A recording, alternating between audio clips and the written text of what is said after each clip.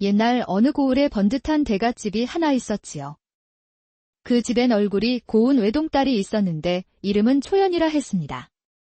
초연은 미색이 뛰어나고 예의가 바르니 고을의 아들 가진 집안이라면 모두 그녀를 며느리 삼으려 탐을 냈지요.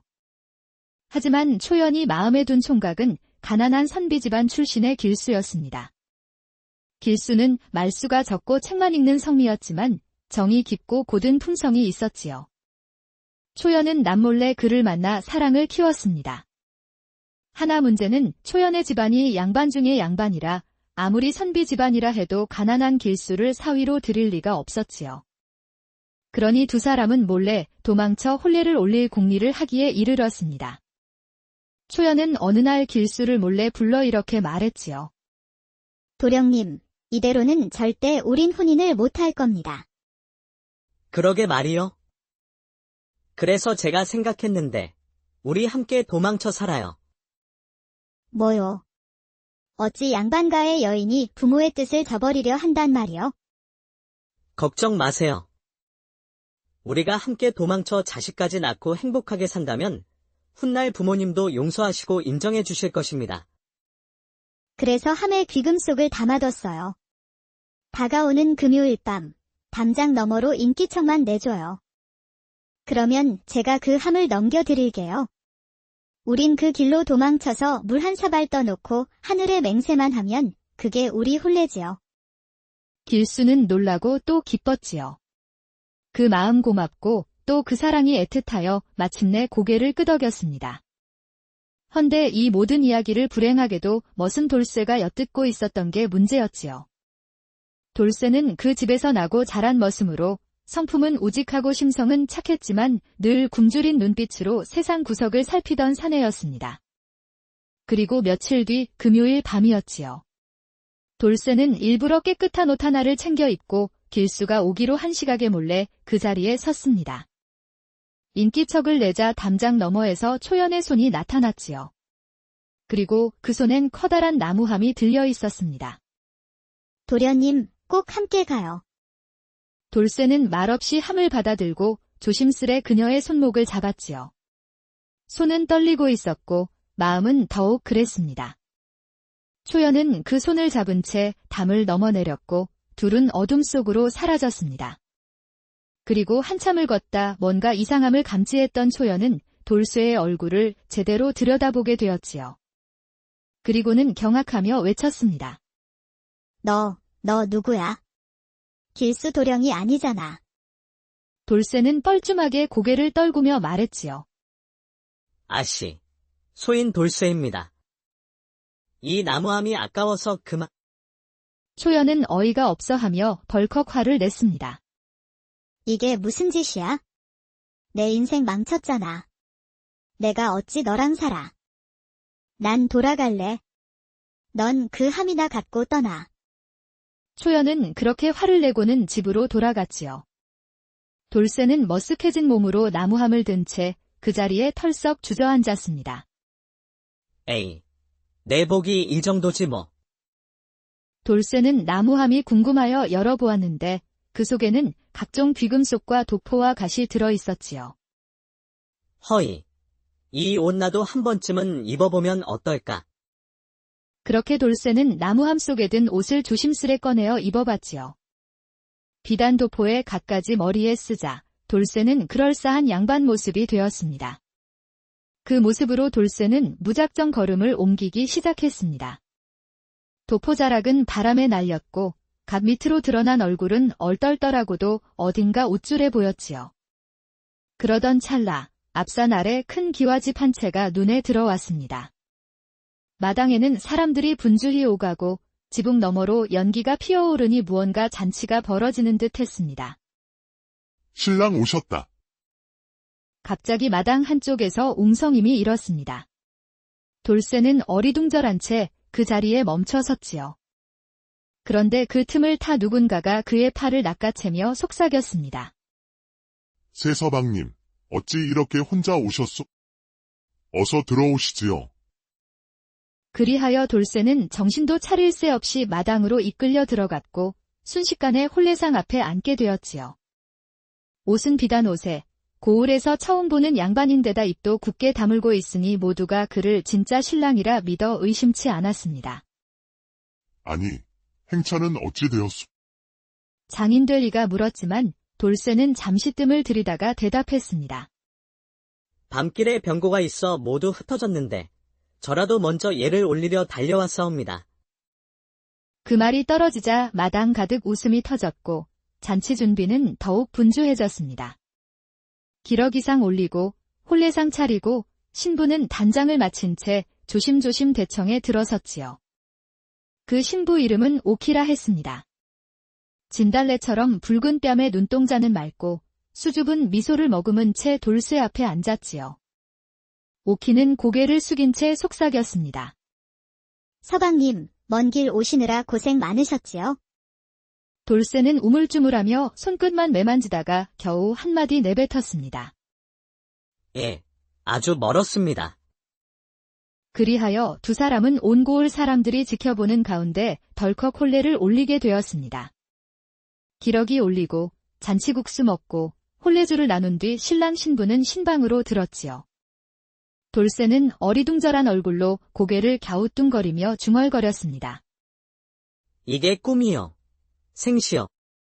하나 그 꿈은 곧 깨질 참이었죠. 오키와 혼례를 올리고 사흘이 지났을 무렵이었습니다. 대문 밖에 덩치 좋은 말 한 필이 멈춰섰고 말 위엔 갓을 눌러쓴 젊은 사내가 앉아 있었지요. 그가 바로 원래 혼례를 올리기로 한 진짜 신랑, 방응석 도령이었습니다. 방도령은 경상도의 유서 깊은 선비 집안의 아들로 일찍부터 혼사가 정해져 있었지만 혼례를 치르러 오는 날 집안에 작은 변고가 있어 늦게 도착한 것이죠. 니시오. 대문을 지키던 하인이 물었고 방도령은 담담히 답했지요. 신랑이요. 일이 있어 늦었지만 지금이라도 사죄를 드리러 왔소. 하인의 눈이 커졌습니다. 급히 달려가 장인 될 사람에게 귓속말하였고 마당 안은 삽시간에 술렁이기 시작했지요. 그 소문은 신방에까지 닿습니다. 신랑이 또 왔다고요? 그럼 그분은? 신부 오키의 얼굴이 하얗게 질려갔습니다. 오키는 순진하고 착한 교수였기에 지금껏 혼례가 이상하다 느껴도 그저 서방님이 긴 여정에 지쳐 말을 아낀다고 여겼던 것이지요. 돌쇠는 방 안에서 그 말을 듣고는 속으로 이렇게 외쳤습니다. 아이고머니나 진짜가 왔구먼. 이젠 끝장이구나. 그러나 이내 눈빛이 달라졌습니다. 이 고비만 넘기면 다시 머슴으로 돌아갈 필요 없이 사람 구실을 할 수 있을지도 모른다 생각한 것이죠. 그날 밤 오키가 조용히 돌쇠를 찾아와 물었습니다. 서방님, 혹시 진짜 신랑님이 아니신가요? 돌쇠는 말없이 고개를 떨군 채 작은 목소리로 말했지요. 소인은 돌쇠라 하옵니다. 허나 그날의 일들로 우연히 혼례까지 치렀고 이렇게까지 일이 커질 줄은 그저 죄송하옵니다. 오키는 잠시 침묵하다 조용히 입을 열었습니다.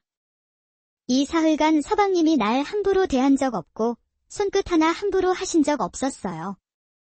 내가 당신에게 속은 거라 느끼지 않은 건 당신이 나를 존중했기 때문이에요. 이제 문제는 어른들의 처분을 기다리는 수밖에요. 그 시각 장인과 마을 원로들은 마당 한복판에 모여 대책을 논하고 있었습니다. 사람을 속이다니 이건 사기요, 사기. 당장 그 자를 끌어내시오. 장인은 말없이 수염을 쓸며 말했습니다. 이유야 어찌됐든 내 딸은 이미 혼례를 치렀소. 방도령은 억울하고 분하였지만 혼례에 늦은 자신의 잘못도 있기에 더 이상 아무 말도 하지 못하였습니다. 결국 그는 허탈한 얼굴로 말없이 말에 올라타고 떠나버렸습니다. 그날 밤 장인은 혼자 돌쇠를 불렀습니다. 그리고는 말없이 술잔을 따르더니 묵직하게 한마디 던졌지요. 어찌 되었건 자네는 내 사위일세. 앞으로 내 딸을 잘 위해주고 살아주면 고맙겠네? 감사합니다. 이 집안에 누가 되지 않도록 죽는 날까지 잘 살겠사옵니다. 그날 이후 돌쇠는 이름을 이도령이라 바꾸고 집안의 정식 사위로 이름을 올렸으며 사람들은 모두 돌쇠를 이서방님이라 불렀습니다. 가짜 신랑 사건이 일단락되고 한 달이 지난 어느 날이었습니다. 장인은 곰곰이 생각 끝에 마음속 깊은 수심을 감추지 못하고 있었지요. 돌쇠, 이제는 이도령이라 불리는 사위. 그가 자신의 딸 오키를 아끼는 마음은 충분히 인정할 만했습니다. 허나 마음 한편엔 과연 저 사내가 사위 자리에 어울릴 인물인가 하는 의심이 떠나지 않았지요. 그러던 중 장인은 문득 떠오르는 한 곳이 있었습니다. 마을에서도 으슥하고 한적한 외곽에 자리 잡은 낡은 기와집. 사람들 사이에선 사람만 들어가면 죽어나온다는 소문이 무성한 집이었지요.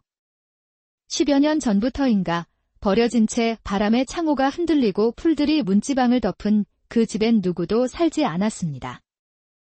도령아, 장인은 불쑥 그를 불렀습니다.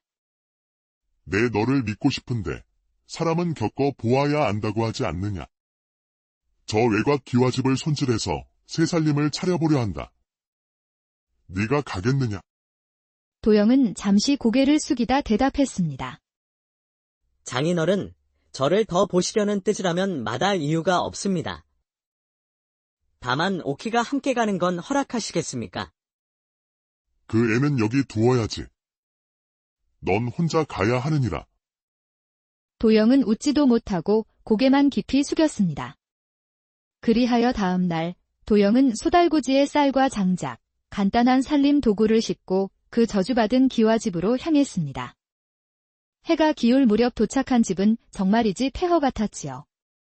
마당엔 잡초가 무성하고 대문은 기울어져 덜컹거렸으며 대청마루엔 먼지가 뽀얗게 쌓여 있었습니다.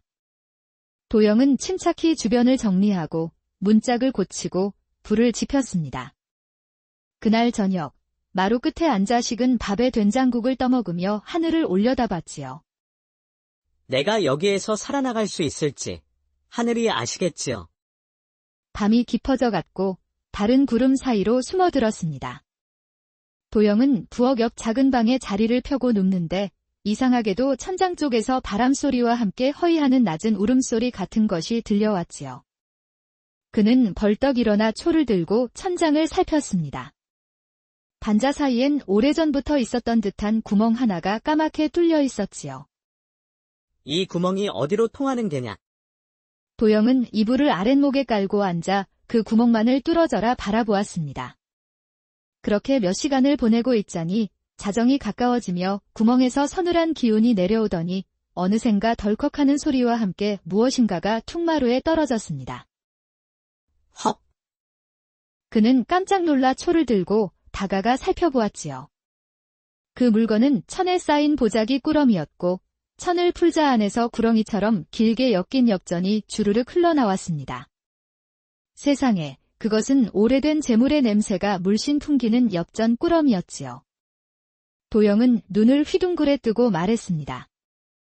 이게 웬 천운이란 말인가? 저건 귀신이 주는 건가? 아니면 이 집이 감춘 보물이란 말인가? 그는 그 돈을 모조리 한쪽에 싸두고 다음날 아침 장인의 집으로 사람을 보내 부인 오키를 데리고 왔지요. 두 사람은 앉은 자리에서 싸온 음식을 나누며 이야기를 나누었습니다. 도영은 보자기를 열어 오키에게 보여주며 말했지요. 부인, 이게 하늘이 우리에게 내린 복이라면 이제 우린 다시 시작할 수 있지 않겠습니까? 오키는 눈을 동그랗게 뜨고 엽전을 바라보며 웃었습니다. 서방님, 복은 어쩌면 처음 그날 서방님이 내 손을 잡은 그 순간부터 시작된 걸지도 몰라요. 도영은 미소 지으며 말했지요. 그래도 그때보단 이만큼은 더 좋은 복이죠. 그날 저녁 두 사람은 작은 제사상을 차리고 맑은 물 한 그릇을 떠 하늘에 고했습니다. 뜻밖의 이 인연을 주신 하늘과 땅에 감사드립니다. 이 복을 헛되이 쓰지 않고 정직하게 살겠습니다. 이렇게 저주받은 기와집은 오히려 도영 부부에게 재물복의 터전이 되었고 마을 사람들은 그날 이후 그 집을 복터 기와집이라 불렀답니다. 그로부터 며칠 뒤 도영과 오키가 머무는 기와집엔 아침 저녁으로 연기가 오르고 마당엔 깨끗한 우물이 파였으며 부엌엔 장독대가 가지런히 놓이게 되었지요. 저주받았던 집은 이내 사람이 사는 살림집이 되었고 마을 사람들은 입을 모아 말했지요. 그래, 머슴이었다잖아. 참말로 복도 따르지. 귀신 나오는 집을 복 터지게 만들어 놓았구먼. 그 소문은 장인의 귀에도 들어갔습니다. 처음엔 믿지 않았지만 날이 갈수록 고을 장터까지 퍼지자 장인도 사람을 보내 직접 살펴보게 했지요. 심부름꾼이 돌아와 말했습니다. 대감마님, 그 집의 기운이 확 바뀌었나이다. 지붕은 기와를 다시 얹었고 마당에는 엽전 꾸러미가 쌓여 있었다 하옵니다. 장인은 의심과 호기심이 뒤섞인 채 직접 기와집을 찾아갔습니다. 대문을 들어서자 도영과 오키가 예를 갖추어 맞아주었습니다. 마당에는 수레에 실어도 부족할 만큼의 엽전 더미가 가지런히 묶여 있었고 장인은 입을 다물지 못했지요. 이게 다 어디서 난 개냐? 도영은 웃으며 대답했습니다. 말씀드리기 송구하오나 장인 어른께서 주신 마지막 시험이 이리 하늘의 복으로 돌아왔나 봅니다. 저녁마다 하늘에 구하고 방 안을 청소하고 귀신을 기다리다 얻은 복이옵지요. 장인은 묵묵히 고개를 끄덕였고 이내 호탕히 웃으며 말했습니다. 참으로 사람 팔자 알 수 없구나. 그래, 이 기와집 문서, 오늘부터 이서방 자네가 가지게. 그리하여 마침내 도영은 장인에게 완전히 인정을 받고 그 집에서 부인과 알콩달콩 행복한 날들을 보냈지요. 그 후 도영은 그 엽전으로 논과 밭을 사들이고 마을에 구휼미를 내며 어려운 이들을 도왔습니다. 장터에 나가선 동량을 하는 사람에겐 쌀자루를 쥐어주고 억울한 송사를 당한 백성에겐 관청에 편지를 써 주었습니다. 오키는 남편을 도우며 살림을 일구었고 그들은 해마다 음력정월 대보름이면 기와집 마당에 잔치를 벌여 동네 사람 모두를 불렀습니다. 이 집은 저주받은 집이 아닙니다. 복받은 집이지요. 귀신도 사람의 지극한 정성 앞에선 옛날 어느 고을에 번듯한 대갓집이 하나 있었지요. 그 집엔 얼굴이 고운 외동딸이 있었는데 이름은 초연이라 했습니다. 초연은 미색이 뛰어나고 예의가 바르니 고을의 아들 가진 집안이라면 모두 그녀를 며느리 삼으려 탐을 냈지요. 하지만 초연이 마음에 둔 총각은 가난한 선비 집안 출신의 길수였습니다. 길수는 말수가 적고 책만 읽는 성미였지만 정이 깊고 고든 품성이 있었지요. 초연은 남몰래 그를 만나 사랑을 키웠습니다. 하나 문제는 초연의 집안이 양반 중의 양반이라 아무리 선비 집안이라 해도 가난한 길수를 사위로 들일 리가 없었지요. 그러니 두 사람은 몰래 도망쳐 혼례를 올릴 공리를 하기에 이르렀습니다. 초연은 어느 날 길수를 몰래 불러 이렇게 말했지요. 도령님, 이대로는 절대 우린 혼인을 못할 겁니다. 그러게 말이요. 그래서 제가 생각했는데 우리 함께 도망쳐 살아요. 뭐요? 어찌 양반가의 여인이 부모의 뜻을 저버리려 한단 말이요? 걱정 마세요. 우리가 함께 도망쳐 자식까지 낳고 행복하게 산다면 훗날 부모님도 용서하시고 인정해 주실 것입니다. 그래서 함에 귀금속을 담아뒀어요. 다가오는 금요일 밤, 담장 너머로 인기척만 내줘요. 그러면 제가 그 함을 넘겨드릴게요. 우린 그 길로 도망쳐서 물 한 사발 떠놓고 하늘에 맹세만 하면 그게 우리 혼례지요. 길수는 놀라고 또 기뻤지요. 그 마음 고맙고 또 그 사랑이 애틋하여 마침내 고개를 끄덕였습니다. 헌데 이 모든 이야기를 불행하게도 머슴 돌쇠가 엿듣고 있었던 게 문제였지요. 돌쇠는 그 집에서 나고 자란 머슴으로 성품은 우직하고 심성은 착했지만 늘 굶주린 눈빛으로 세상 구석을 살피던 사내였습니다. 그리고 며칠 뒤 금요일 밤이었지요. 돌쇠는 일부러 깨끗한 옷 하나를 챙겨 입고 길수가 오기로 한 시각에 몰래 그 자리에 섰습니다. 인기척을 내자 담장 너머에서 초연의 손이 나타났지요. 그리고 그 손엔 커다란 나무함이 들려 있었습니다. 도련님, 꼭 함께 가요. 돌쇠는 말없이 함을 받아들고 조심스레 그녀의 손목을 잡았지요. 손은 떨리고 있었고 마음은 더욱 그랬습니다. 초연은 그 손을 잡은 채 담을 넘어 내렸고 둘은 어둠 속으로 사라졌습니다. 그리고 한참을 걷다 뭔가 이상함을 감지했던 초연은 돌쇠의 얼굴을 제대로 들여다보게 되었지요. 그리고는 경악하며 외쳤습니다. 너 누구야? 길수 도령이 아니잖아. 돌쇠는 뻘쭘하게 고개를 떨구며 말했지요. 아씨, 소인 돌쇠입니다. 이 나무함이 아까워서 그만. 초연은 어이가 없어하며 벌컥 화를 냈습니다. 이게 무슨 짓이야? 내 인생 망쳤잖아. 내가 어찌 너랑 살아. 난 돌아갈래. 넌 그 함이나 갖고 떠나. 초연은 그렇게 화를 내고는 집으로 돌아갔지요.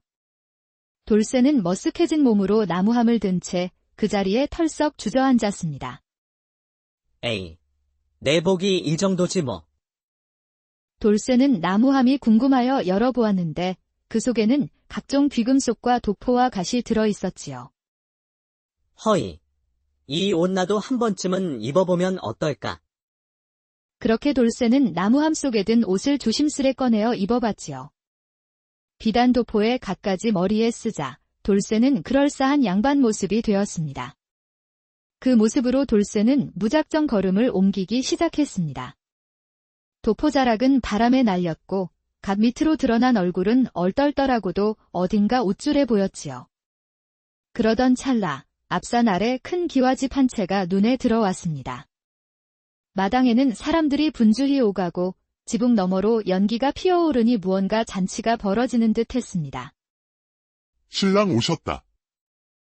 갑자기 마당 한쪽에서 웅성임이 일었습니다. 돌쇠는 어리둥절한 채 그 자리에 멈춰 섰지요. 그런데 그 틈을 타 누군가가 그의 팔을 낚아채며 속삭였습니다. 세서방님, 어찌 이렇게 혼자 오셨소? 어서 들어오시지요. 그리하여 돌쇠는 정신도 차릴 새 없이 마당으로 이끌려 들어갔고 순식간에 홀례상 앞에 앉게 되었지요. 옷은 비단 옷에 고을에서 처음 보는 양반인데다 입도 굳게 다물고 있으니 모두가 그를 진짜 신랑이라 믿어 의심치 않았습니다. 아니, 행차는 어찌 되었소? 장인 될 이가 물었지만 돌쇠는 잠시 뜸을 들이다가 대답했습니다. 밤길에 병고가 있어 모두 흩어졌는데 저라도 먼저 얘를 올리려 달려왔사옵니다. 그 말이 떨어지자 마당 가득 웃음이 터졌고 잔치 준비는 더욱 분주해졌습니다. 기러기상 올리고 홀례상 차리고 신부는 단장을 마친 채 조심조심 대청에 들어섰지요. 그 신부 이름은 오키라 했습니다. 진달래처럼 붉은 뺨에 눈동자는 맑고 수줍은 미소를 머금은 채 돌쇠 앞에 앉았지요. 오키는 고개를 숙인 채 속삭였습니다. 서방님, 먼 길 오시느라 고생 많으셨지요? 돌쇠는 우물쭈물하며 손끝만 매만지다가 겨우 한마디 내뱉었습니다. 예, 아주 멀었습니다. 그리하여 두 사람은 온 고을 사람들이 지켜보는 가운데 덜컥 홀례를 올리게 되었습니다. 기러기 올리고 잔치국수 먹고 홀례주를 나눈 뒤 신랑 신부는 신방으로 들었지요. 돌쇠는 어리둥절한 얼굴로 고개를 갸우뚱거리며 중얼거렸습니다. 이게 꿈이요. 생시요. 하나 그 꿈은 곧 깨질 참이었죠. 오키와 홀례를 올리고 사흘이 지났을 무렵이었습니다. 대문 밖에 덩치 좋은 말 한 필이 멈춰 섰고 말 위엔 갓을 눌러쓴 젊은 사내가 앉아 있었지요. 그가 바로 원래 홀례를 올리기로 한 진짜 신랑, 방응석 도령이었습니다. 방도령은 경상도의 유서 깊은 선비 집안의 아들로 일찍부터 혼사가 정해져 있었지만 홀례를 치르러 오는 날 집안에 작은 변고가 있어 늦게 도착한 것이죠. 니시오. 대문을 지키던 하인이 물었고 방도령은 담담히 답했지요. 신랑이요. 일이 있어 늦었지만 지금이라도 사죄를 드리러 왔소. 하인의 눈이 커졌습니다. 급히 달려가 장인 될 사람에게 귓속말하였고 마당 안은 삽시간에 술렁이기 시작했지요. 그 소문은 신방에까지 닿습니다. 신랑이 또 왔다고요? 그럼 그분은? 신부 오키의 얼굴이 하얗게 질려갔습니다. 오키는 순진하고 착한 교수였기에 지금껏 혼례가 이상하다 느껴도 그저 서방님이 긴 여정에 지쳐 말을 아낀다고 여겼던 것이지요. 돌쇠는 방 안에서 그 말을 듣고는 속으로 이렇게 외쳤습니다. 아이고 머니나, 진짜가 왔구먼. 이젠 끝장이구나. 그러나 이내 눈빛이 달라졌습니다. 이 고비만 넘기면 다시 머슴으로 돌아갈 필요 없이 사람 구실을 할 수 있을지도 모른다 생각한 것이죠. 그날 밤, 오키가 조용히 돌쇠를 찾아와 물었습니다. 서방님, 혹시 진짜 신랑님이 아니신가요? 돌쇠는 말없이 고개를 떨군 채 작은 목소리로 말했지요. 소인은 돌쇠라 하옵니다. 허나 그날의 일들로 우연히 혼례까지 치렀고 이렇게까지 일이 커질 줄은 그저 죄송하옵니다. 오키는 잠시 침묵하다 조용히 입을 열었습니다. 이 사흘간 서방님이 날 함부로 대한 적 없고 손끝 하나 함부로 하신 적 없었어요. 내가 당신에게 속은 거라 느끼지 않은 건 당신이 나를 존중했기 때문이에요. 이제 문제는 어른들의 처분을 기다리는 수밖에요. 그 시각, 장인과 마을 원로들은 마당 한복판에 모여 대책을 논하고 있었습니다. 사람을 속이다니, 이건 사기요, 사기. 당장 그 자를 끌어내시오. 장인은 말없이 수염을 쓸며 말했습니다. 이유야 어찌됐든 내 딸은 이미 혼례를 치렀소. 방도령은 억울하고 분하였지만 혼례에 늦은 자신의 잘못도 있기에 더 이상 아무 말도 하지 못하였습니다. 결국 그는 허탈한 얼굴로 말없이 말에 올라타고 떠나버렸습니다.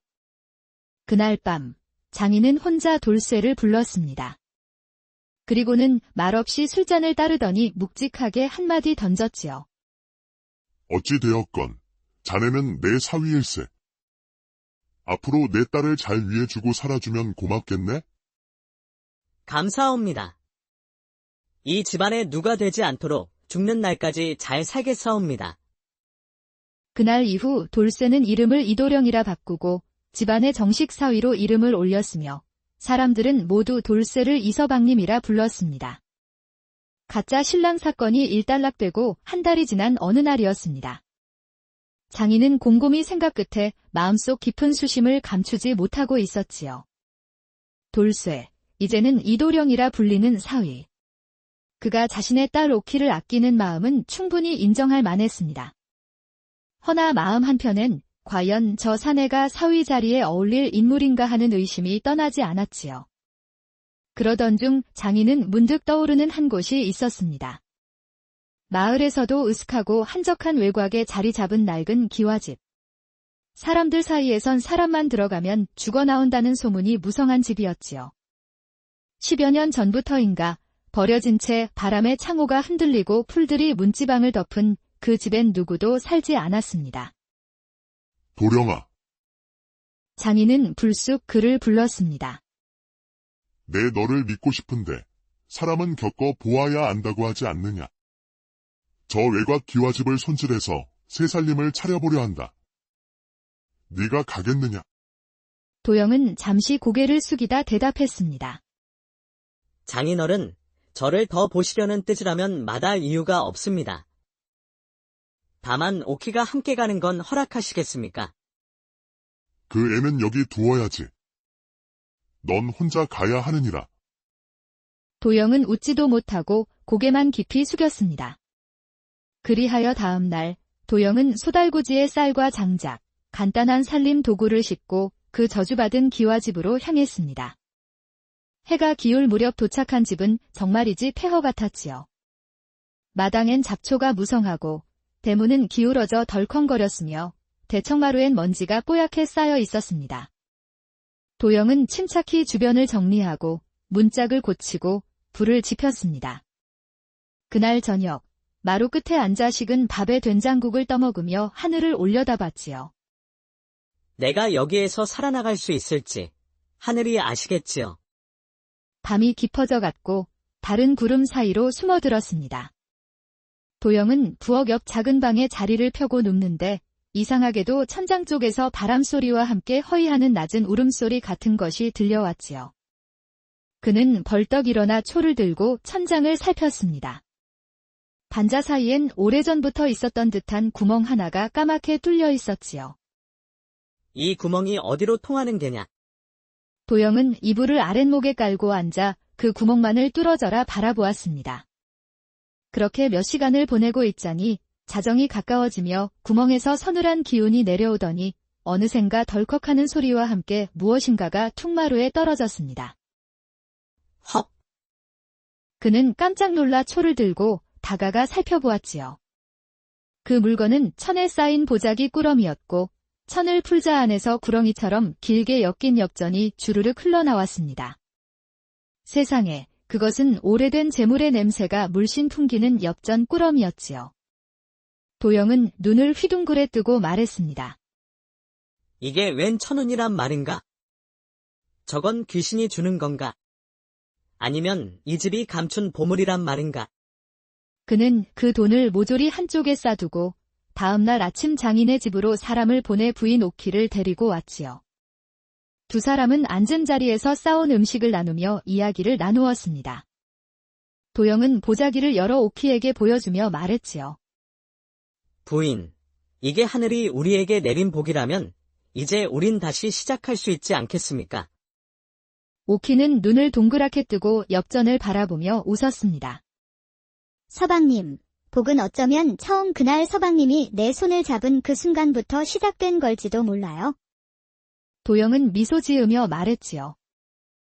그래도 그때보단 이만큼은 더 좋은 복이죠. 그날 저녁 두 사람은 작은 제사상을 차리고 맑은 물 한 그릇을 떠 하늘에 고했습니다. 뜻밖의 이 인연을 주신 하늘과 땅에 감사드립니다. 이 복을 헛되이 쓰지 않고 정직하게 살겠습니다. 이렇게 저주받은 기와집은 오히려 도영 부부에게 재물복의 터전이 되었고 마을 사람들은 그날 이후 그 집을 복터 기와집이라 불렀답니다. 그로부터 며칠 뒤 도영과 오키가 머무는 기와집엔 아침 저녁으로 연기가 오르고 마당엔 깨끗한 우물이 파였으며 부엌엔 장독대가 가지런히 놓이게 되었지요. 저주받았던 집은 이내 사람이 사는 살림집이 되었고 마을 사람들은 입을 모아 말했지요. 그래, 머슴이었다잖아. 참말로 복도 따르지. 귀신 나오는 집을 복 터지게 만들어 놓았구먼. 그 소문은 장인의 귀에도 들어갔습니다. 처음엔 믿지 않았지만 날이 갈수록 고을 장터까지 퍼지자 장인도 사람을 보내 직접 살펴보게 했지요. 심부름꾼이 돌아와 말했습니다. 대감마님, 그 집의 기운이 확 바뀌었나이다. 지붕은 기와를 다시 얹었고 마당에는 엽전 꾸러미가 쌓여 있었다 하옵니다. 장인은 의심과 호기심이 뒤섞인 채 직접 기와집을 찾아갔습니다. 대문을 들어서자 도영과 오키가 예를 갖추어 맞아주었습니다. 마당에는 수레에 실어도 부족할 만큼의 엽전 더미가 가지런히 묶여 있었고 장인은 입을 다물지 못했지요. 이게 다 어디서 난 개냐? 도영은 웃으며 대답했습니다. 말씀드리기 송구하오나 장인 어른께서 주신 마지막 시험이 이리 하늘의 복으로 돌아왔나 봅니다. 저녁마다 하늘에 구하고 방 안을 청소하고 귀신을 기다리다 얻은 복이옵지요. 장인은 묵묵히 고개를 끄덕였고 이내 호탕히 웃으며 말했습니다. 허, 참으로 사람 팔자 알 수 없구나. 그래, 이 기와집 문서, 오늘부터 이서방 자네가 가지게.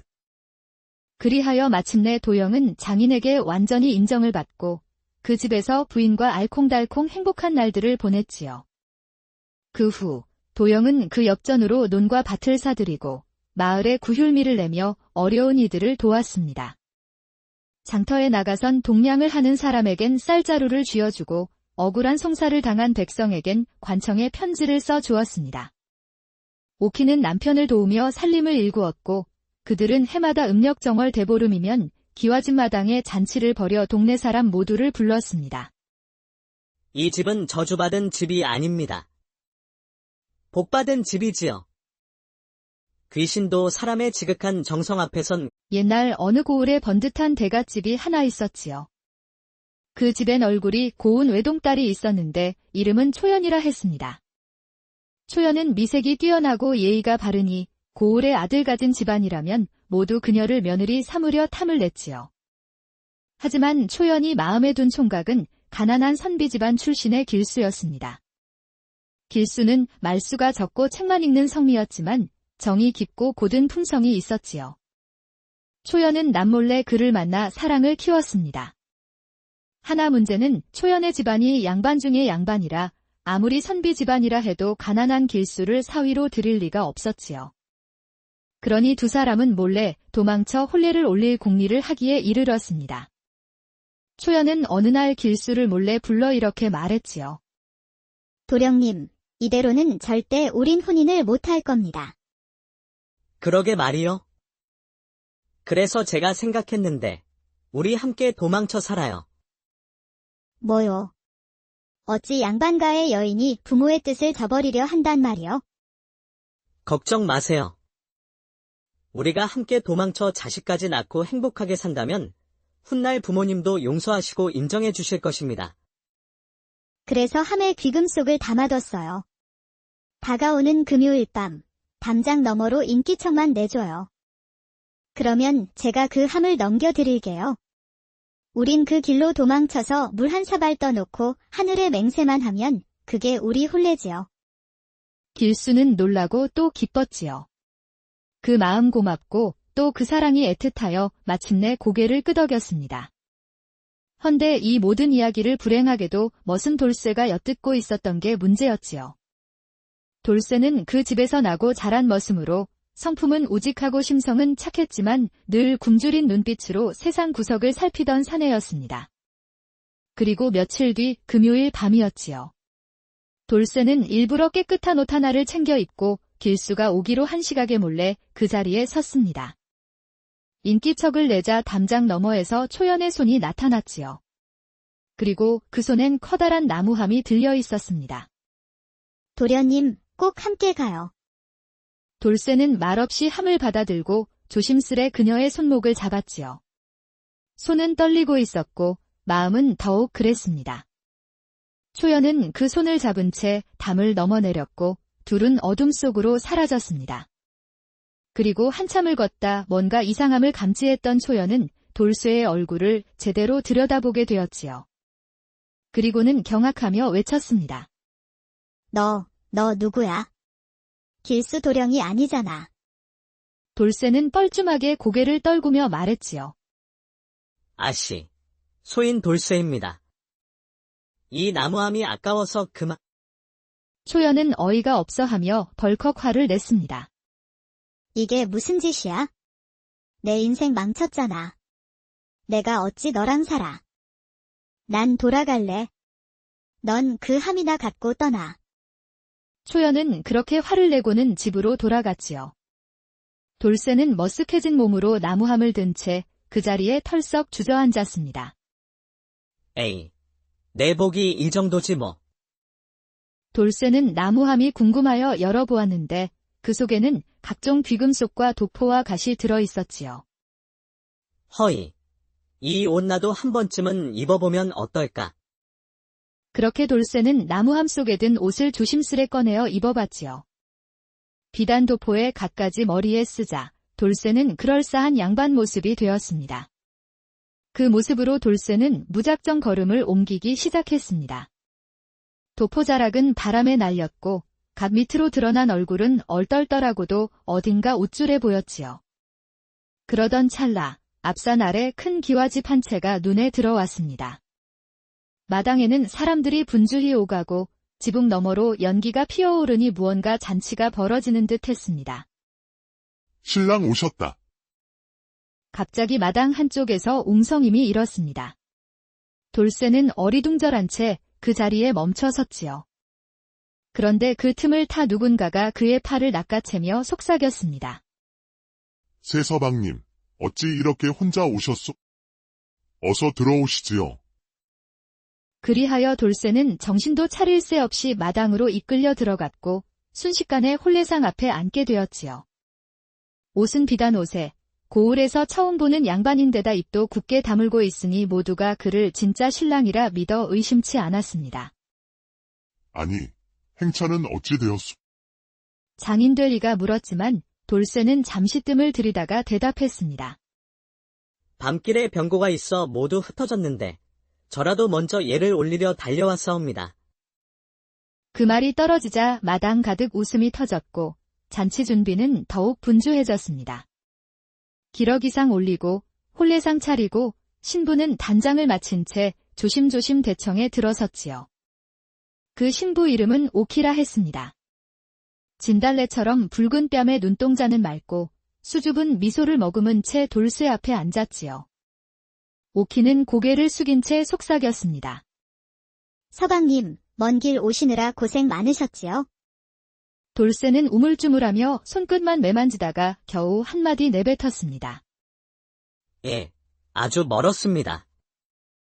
그리하여 두 사람은 온 고을 사람들이 지켜보는 가운데 덜컥 혼례를 올리게 되었습니다. 기러기 올리고 잔치국수 먹고 혼례주를 나눈 뒤 신랑 신부는 신방으로 들었지요. 돌쇠는 어리둥절한 얼굴로 고개를 갸우뚱거리며 중얼거렸습니다. 이게 꿈이요. 생시요. 하나 그 꿈은 곧 깨질 참이었죠. 오키와 혼례를 올리고 사흘이 지났을 무렵이었습니다. 대문 밖에 덩치 좋은 말 한 필이 멈춰섰고 말 위엔 갓을 눌러쓴 젊은 사내가 앉아 있었지요. 그가 바로 원래 혼례를 올리기로 한 진짜 신랑, 방응석 도령이었습니다.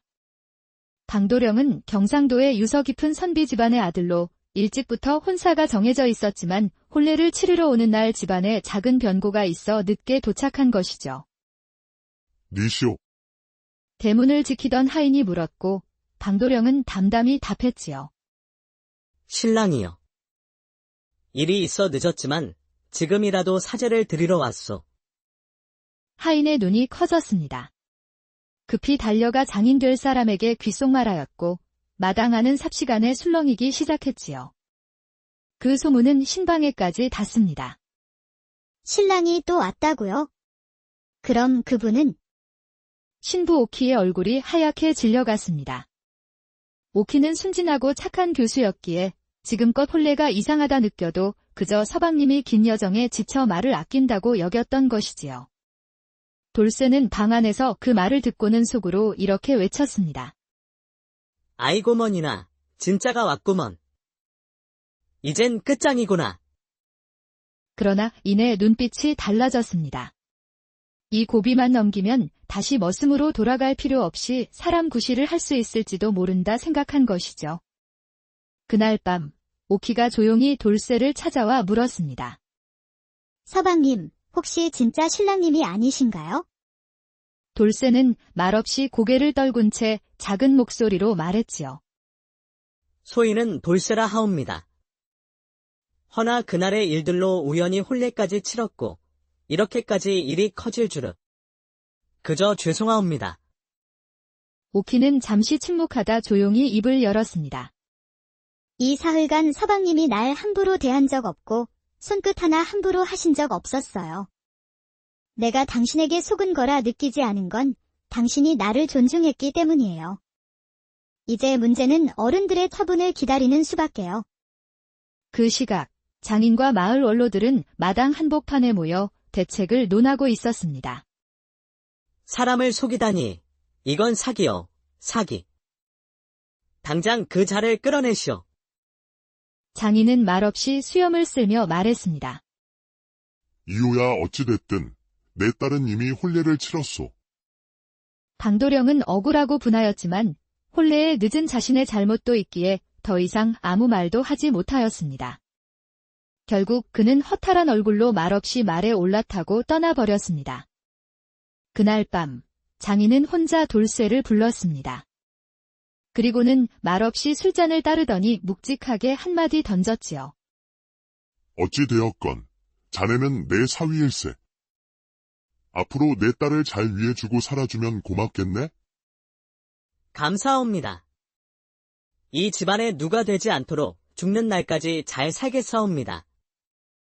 그날 이후 돌쇠는 이름을 이도령이라 바꾸고 집안의 정식 사위로 이름을 올렸으며 사람들은 모두 돌쇠를 이서방님이라 불렀습니다. 가짜 신랑 사건이 일단락되고 한 달이 지난 어느 날이었습니다. 장인은 곰곰이 생각 끝에 마음속 깊은 수심을 감추지 못하고 있었지요. 돌쇠, 이제는 이도령이라 불리는 사위. 그가 자신의 딸 오키를 아끼는 마음은 충분히 인정할 만했습니다. 허나 마음 한편엔 과연 저 사내가 사위 자리에 어울릴 인물인가 하는 의심이 떠나지 않았지요. 그러던 중 장인은 문득 떠오르는 한 곳이 있었습니다. 마을에서도 으슥하고 한적한 외곽에 자리 잡은 낡은 기와집. 사람들 사이에선 사람만 들어가면 죽어나온다는 소문이 무성한 집이었지요. 10여 년 전부터인가 버려진 채 바람에 창호가 흔들리고 풀들이 문지방을 덮은 그 집엔 누구도 살지 않았습니다. 도령아, 장인은 불쑥 그를 불렀습니다. 내 너를 믿고 싶은데 사람은 겪어 보아야 안다고 하지 않느냐. 저 외곽 기와집을 손질해서 새 살림을 차려보려 한다. 네가 가겠느냐? 도영은 잠시 고개를 숙이다 대답했습니다. 장인어른, 저를 더 보시려는 뜻이라면 마다할 이유가 없습니다. 다만 오키가 함께 가는 건 허락하시겠습니까? 그 애는 여기 두어야지. 넌 혼자 가야 하느니라. 도영은 웃지도 못하고 고개만 깊이 숙였습니다. 그리하여 다음 날 도영은 소달구지에 쌀과 장작, 간단한 살림 도구를 싣고 그 저주받은 기와집으로 향했습니다. 해가 기울 무렵 도착한 집은 정말이지 폐허 같았지요. 마당엔 잡초가 무성하고 대문은 기울어져 덜컹거렸으며 대청마루엔 먼지가 뽀얗게 쌓여 있었습니다. 도영은 침착히 주변을 정리하고 문짝을 고치고 불을 지폈습니다.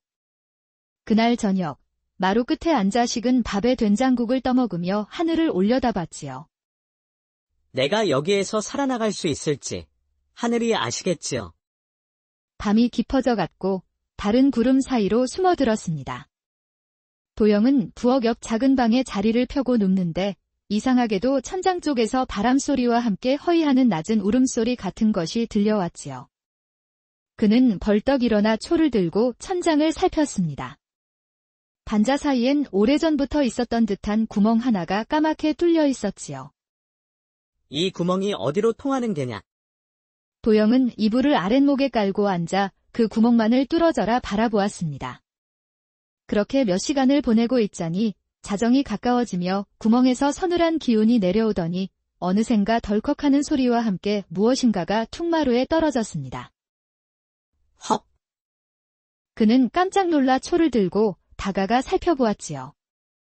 그 물건은 천에 쌓인 보자기 꾸러미였고 천을 풀자 안에서 구렁이처럼 길게 엮인 엽전이 주르륵 흘러나왔습니다. 세상에, 그것은 오래된 재물의 냄새가 물씬 풍기는 엽전 꾸러미였지요. 도영은 눈을 휘둥그레 뜨고 말했습니다. 이게 웬 천운이란 말인가? 저건 귀신이 주는 건가? 아니면 이 집이 감춘 보물이란 말인가? 그는 그 돈을 모조리 한쪽에 싸두고 다음날 아침 장인의 집으로 사람을 보내 부인 오키를 데리고 왔지요. 두 사람은 앉은 자리에서 싸온 음식을 나누며 이야기를 나누었습니다. 도영은 보자기를 열어 오키에게 보여주며 말했지요. 부인, 이게 하늘이 우리에게 내린 복이라면 이제 우린 다시 시작할 수 있지 않겠습니까? 오키는 눈을 동그랗게 뜨고 엽전을 바라보며 웃었습니다. 서방님, 복은 어쩌면 처음 그날 서방님이 내 손을 잡은 그 순간부터 시작된 걸지도 몰라요. 도영은 미소 지으며 말했지요. 그래도 그때보단 이만큼은 더 좋은 복이죠. 그날 저녁 두 사람은 작은 제사상을 차리고 맑은 물 한 그릇을 떠 하늘에 고했습니다. 뜻밖의 이 인연을 주신 하늘과 땅에 감사드립니다. 이 복을 헛되이 쓰지 않고 정직하게 살겠습니다. 이렇게 저주받은 기와집은 오히려 도영 부부에게 재물복의 터전이 되었고 마을 사람들은 그날 이후 그 집을 복터 기와집이라 불렀답니다. 그로부터 며칠 뒤 도영과 오키가 머무는 기와집엔 아침 저녁으로 연기가 오르고 마당엔 깨끗한 우물이 파였으며 부엌엔 장독대가 가지런히 놓이게 되었지요. 저주받았던 집은 이내 사람이 사는 살림집이 되었고 마을 사람들은 입을 모아 말했지요. 그래, 머슴이었다잖아. 참말로 복도 따르지. 귀신 나오는 집을 복 터지게 만들어 놓았구먼.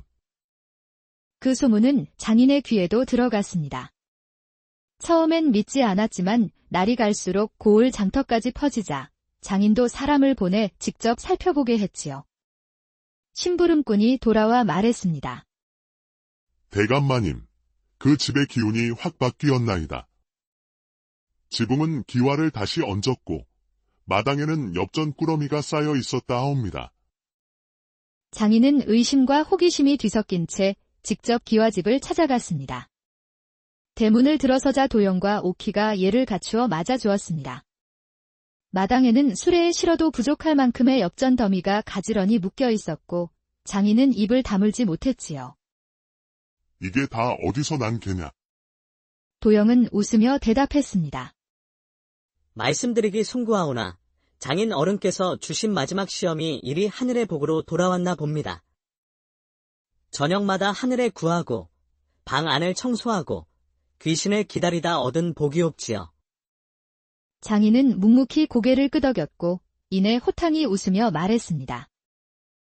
허, 참으로 사람 팔자 알 수 없구나.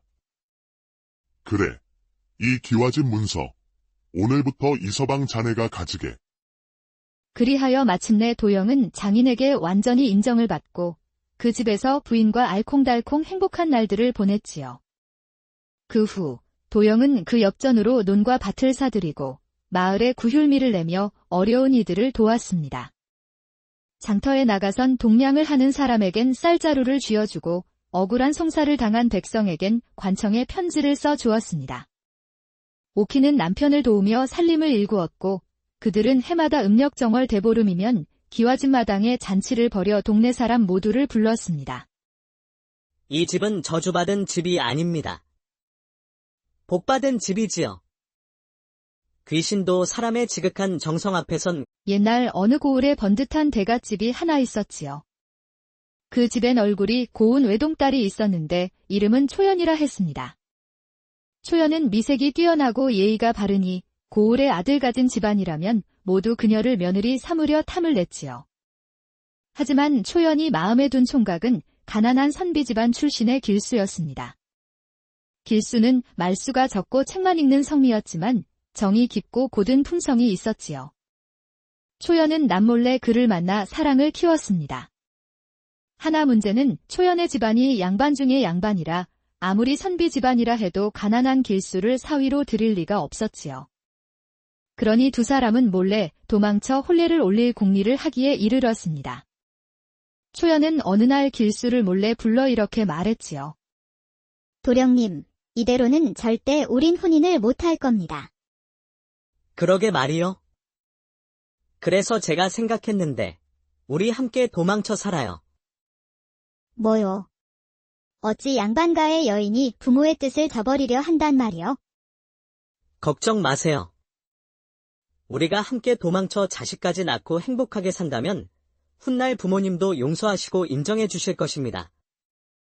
그래서 함에 귀금속을 담아뒀어요. 다가오는 금요일 밤, 담장 너머로 인기척만 내줘요. 그러면 제가 그 함을 넘겨드릴게요. 우린 그 길로 도망쳐서 물 한 사발 떠놓고 하늘에 맹세만 하면 그게 우리 혼례지요. 길수는 놀라고 또 기뻤지요. 그 마음 고맙고 또 그 사랑이 애틋하여 마침내 고개를 끄덕였습니다. 헌데 이 모든 이야기를 불행하게도 머슴 돌쇠가 엿듣고 있었던 게 문제였지요. 돌쇠는 그 집에서 나고 자란 머슴으로 성품은 우직하고 심성은 착했지만 늘 굶주린 눈빛으로 세상 구석을 살피던 사내였습니다. 그리고 며칠 뒤 금요일 밤이었지요. 돌쇠는 일부러 깨끗한 옷 하나를 챙겨 입고 길수가 오기로 한 시각에 몰래 그 자리에 섰습니다. 인기척을 내자 담장 너머에서 초연의 손이 나타났지요. 그리고 그 손엔 커다란 나무함이 들려 있었습니다. 도련님, 꼭 함께 가요. 돌쇠는 말없이 함을 받아들고 조심스레 그녀의 손목을 잡았지요. 손은 떨리고 있었고 마음은 더욱 그랬습니다. 초연은 그 손을 잡은 채 담을 넘어내렸고 둘은 어둠 속으로 사라졌습니다. 그리고 한참을 걷다 뭔가 이상함을 감지했던 초연은 돌쇠의 얼굴을 제대로 들여다보게 되었지요.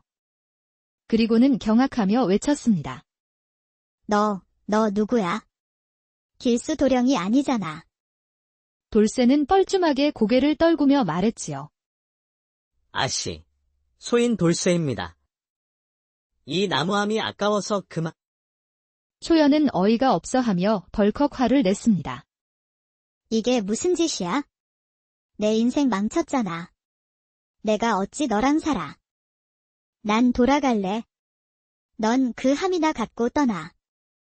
초연은 그렇게 화를 내고는 집으로 돌아갔지요. 돌쇠는 머쓱해진 몸으로 나무함을 든 채 그 자리에 털썩 주저앉았습니다. 에이, 내 복이 이 정도지 뭐.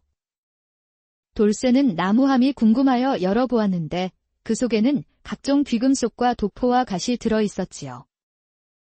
허이, 이 옷 나도 한 번쯤은 입어보면 어떨까? 그렇게 돌쇠는 나무함 속에 든 옷을 조심스레 꺼내어 입어봤지요. 비단 도포에 갖가지 머리에 쓰자 돌쇠는 그럴싸한 양반 모습이 되었습니다. 그 모습으로 돌쇠는 무작정 걸음을 옮기기 시작했습니다. 도포자락은 바람에 날렸고 갓 밑으로 드러난 얼굴은 얼떨떨하고도 어딘가 우쭐해 보였지요. 그러던 찰나 앞산 아래 큰 기와집 한 채가 눈에 들어왔습니다. 마당에는 사람들이 분주히 오가고 지붕 너머로 연기가 피어오르니 무언가 잔치가 벌어지는 듯 했습니다. 신랑 오셨다. 갑자기 마당 한쪽에서 웅성임이 일었습니다. 돌쇠는 어리둥절한 채 그 자리에 멈춰 섰지요. 그런데 그 틈을 타 누군가가 그의 팔을 낚아채며 속삭였습니다. 세서방님, 어찌 이렇게 혼자 오셨소? 어서 들어오시지요. 그리하여 돌쇠는 정신도 차릴 새 없이 마당으로 이끌려 들어갔고 순식간에 홀례상 앞에 앉게 되었지요. 옷은 비단 옷에 고을에서 처음 보는 양반인데다 입도 굳게 다물고 있으니 모두가 그를 진짜 신랑이라 믿어 의심치 않았습니다. 아니, 행차는 어찌 되었소? 장인 될 리가 물었지만 돌쇠는 잠시 뜸을 들이다가 대답했습니다. 밤길에 병고가 있어 모두 흩어졌는데 저라도 먼저 얘를 올리려 달려왔사옵니다. 그 말이 떨어지자 마당 가득 웃음이 터졌고 잔치 준비는 더욱 분주해졌습니다. 기러기상 올리고 홀례상 차리고 신부는 단장을 마친 채 조심조심 대청에 들어섰지요. 그 신부 이름은 오키라 했습니다. 진달래처럼 붉은 뺨의 눈동자는 맑고 수줍은 미소를 머금은 채 돌쇠 앞에 앉았지요. 오키는 고개를 숙인 채 속삭였습니다. 서방님, 먼 길 오시느라 고생 많으셨지요? 돌쇠는 우물쭈물하며 손끝만 매만지다가 겨우 한마디 내뱉었습니다. 예, 아주 멀었습니다. 그리하여 두 사람은 온 고을 사람들이 지켜보는 가운데 덜컥 홀례를 올리게 되었습니다. 기러기 올리고 잔치국수 먹고 홀례주를 나눈 뒤 신랑 신부는 신방으로 들었지요. 돌쇠는 어리둥절한 얼굴로 고개를 갸우뚱거리며 중얼거렸습니다. 이게 꿈이요. 생시요. 하나 그 꿈은 곧 깨질 참이었죠. 오키와 홀례를 올리고 사흘이 지났을 무렵이었습니다. 대문 밖에 덩치 좋은 말 한 필이 멈춰섰고 말 위엔 갓을 눌러쓴 젊은 사내가 앉아 있었지요. 그가 바로 원래 홀례를 올리기로 한 진짜 신랑, 방응석 도령이었습니다. 방도령은 경상도의 유서 깊은 선비 집안의 아들로 일찍부터 혼사가 정해져 있었지만 홀례를 치르러 오는 날 집안에 작은 변고가 있어 늦게 도착한 것이죠. 니시오. 대문을 지키던 하인이 물었고 방도령은 담담히 답했지요. 신랑이요. 일이 있어 늦었지만 지금이라도 사제를 드리러 왔소. 하인의 눈이 커졌습니다. 급히 달려가 장인 될 사람에게 귓속말하였고 마당 안은 삽시간에 술렁이기 시작했지요. 그 소문은 신방에까지 닿습니다. 신랑이 또 왔다고요? 그럼 그분은? 신부 오키의 얼굴이 하얗게 질려갔습니다. 오키는 순진하고 착한 교수였기에 지금껏 홀례가 이상하다 느껴도 그저 서방님이 긴 여정에 지쳐 말을 아낀다고 여겼던 것이지요. 돌쇠는 방 안에서 그 말을 듣고는 속으로 이렇게 외쳤습니다. 아이고머니나, 진짜가 왔구먼. 이젠 끝장이구나. 그러나